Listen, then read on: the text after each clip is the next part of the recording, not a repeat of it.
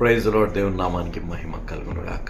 June 11 ఈరోజు మనం నేర్చుకోవాల్సిన పాఠం, ప్రాముఖ్యమైన పాఠం ఈ సోషల్ మీడియాలో గుర్తుపెట్టుకోవాలి. మనపై నిందలు పడతాయి, మనపై లేనిపోని మాటలు మన గురించి మాట్లాడతారు, లేనిపోనికి విధంగా మనల్ని ఎప్పుడు మన గురించి తక్కువ చేయాలి, మనకి చెడ్డ పేరు తేవాలని మాట్లాడేవారు చాలామంది. అలాంటి సమయంలో ఏం చేయాలి తెలుసా? ఈ పైన వీడియో చూడాలి. కుక్క అరుస్తుంది, ఎంతో భయపడుతుంది.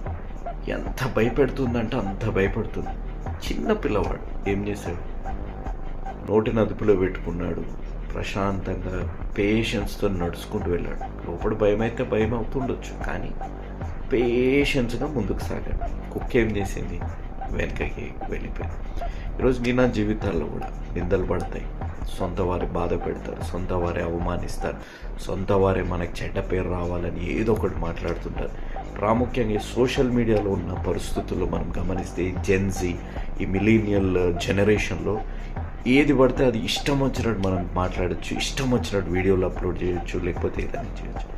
కానీ ఒక్కడు గుర్తుపెట్టుకోండి, be silent, be patient, God will answer them. అరిసి అరిసి అరిసి అరిసి పెట్టి పెట్టి పెట్టి దేవుడు ఒక పరిస్థితి తెస్తారు, వారే నోరు మూసుకునేటట్టు. ఆ విధంగా మీ జీవితాలు అనుగ్రహించునుగాక. ఏ నిందలు, ఏ అవమానాలు మీరు భరిస్తున్నారు, వాటిపై విజయాన్ని పొందుకునే విధంగా దేవుడు చేయునుగాక. ఒకే మార్గం, ప్రశాంతతతోని దేవుడు ఎందు సహనం కలిగి ప్రార్థించండి. దేవుడు మీకు విజయాన్ని అందించునుగాక.